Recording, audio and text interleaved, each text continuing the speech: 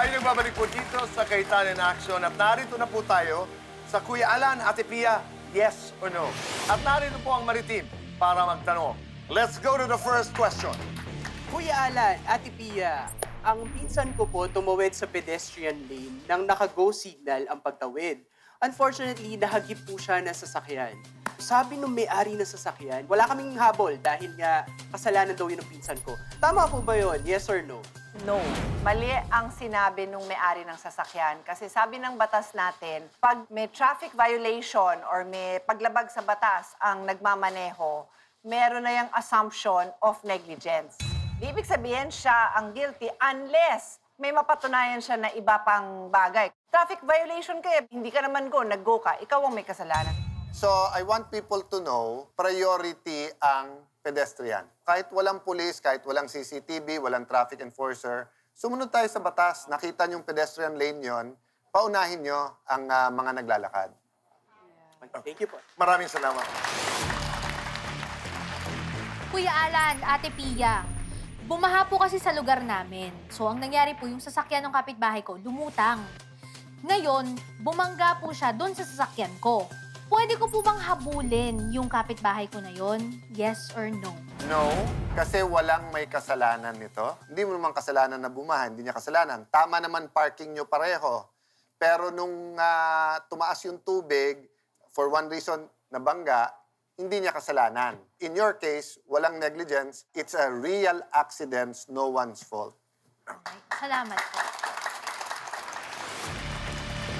Kuya Alan, Ate Pia, may barkada kasi kung galing probinsya, bago lang sa syudad. Ngayon, naglalakad siya, galing dun sa mataas na gusali, nabagsakan siya ng bote, nasugatan. May habol po ba siya dun sa may-ari ng property na yon, kung saan siya nalaglagan at nasugatan? Yes or no? Yes, may habol siya talaga. Naglalakad ka naman, nasa lugar ka naman maglakad. Wala naman sinabi doon na huwag kang maglakad doon. So, kung nasaktan ka doon, obligado siya. The civil code is clear, sabi, head of the family. Pero sabihin ko, kahit hindi pamilya yon, let's say building, di ba? Construction, clearly, a responsibility yon nung nakagawa ng pagsasalang ganun. Yeah. I-distinguish ko ha. So let's say 10th floor, meron kang condo, may balcony. Ikaw may-ari, alam mo naman balcony yon, nag-iwan ka ng bote ng soft drinks doon. Nahulog. Liable ka. Pero halimbawa, hindi ikaw yung may-ari. Bisita ka, nag-party-party kayo doon. Nilagay mo doon, habang nakipagkwentuhan ka, natabig mo, nahulog. Ikaw ang liable, hindi yung may-ari. No? Kasi ikaw ang may kasalanan eh. Principle of law. Pag sinadya mo, intentional yon, ikaw.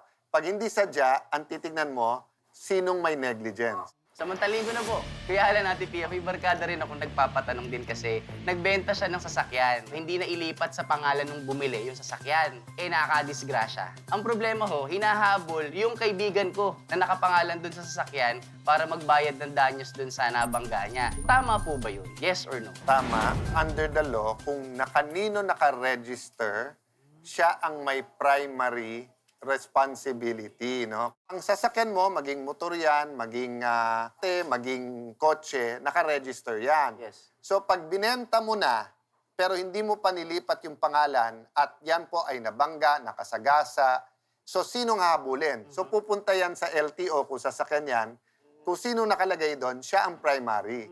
Ngayon, ikaw, nasa pangalan mo, pwede mong habulin ngayon yung naka-aksidente. Better na hindi mo lang pirmahan yung deed of sale, better bigay mo yung sasakyan kapag ka nailipat na. Kuya Alan, halimbawa may namatay.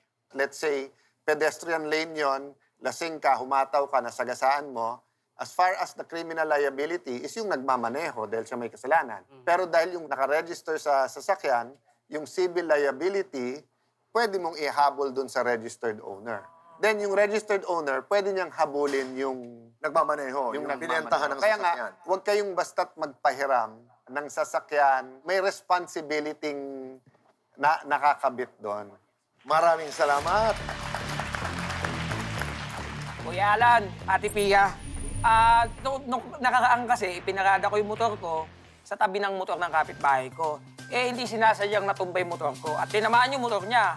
Yun, natumba. Pinabarangay niya ako sa pagkakatumba ng motor niya. At binantahan pa ako na magdadala daw siya ng abogado niya. Kailangan ko din po bang magdala ng abogado ko? Yes or no? No. At sabihin mo din sa kanya, no, hindi rin siya pwede magdala ng abogado. Very clear sa batas natin na itong barangay conciliation, no lawyers. Yung idea kasi is to not make it very legalistic, argumentative.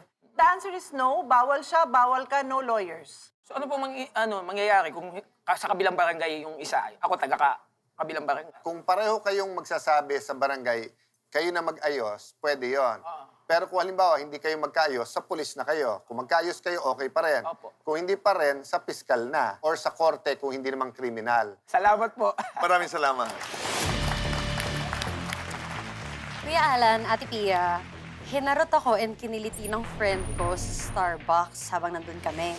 Sobrang kiliti sa akin, nasagi ko yung Starbucks na mug and then nabasag siya. Ang sabi po ng kaibigan ko, ako daw yung may kasalanan dito. Tama po ba yun? Yes or no? No, yung proximate causes. So kung kaya nabasag dahil sa pagkiliti niya, liable siya. Akala ko yung nakasagi. Pero ba't mo nasagi? Kasi Correct. sinagi din kita. Halimbawa, andito si Nico. Kiniliti. Ako ang tasa. Halimbawa, kilitiin mo. Hindi. Go. Kilitiin mo. Ganun.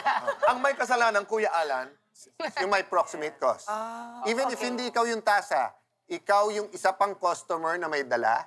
Oo. And dahil nabaksakan ka ni Okay. Anika na ano mo, Oo. natapon yung dalawang kaso. Oh. Sorry, bilan mo ng 2 bago. Kasi ikaw may kasalanan. Ang nangyayari, magfa-file ngayon ng kaso. So ako si tindahan, lahat kayo kakasuhan ko, para sure. Lahat kayo mapeperwisyo.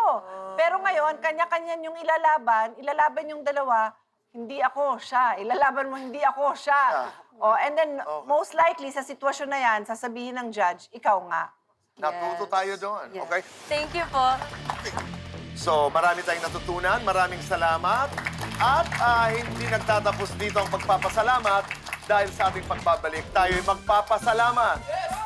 Dito lamang po sa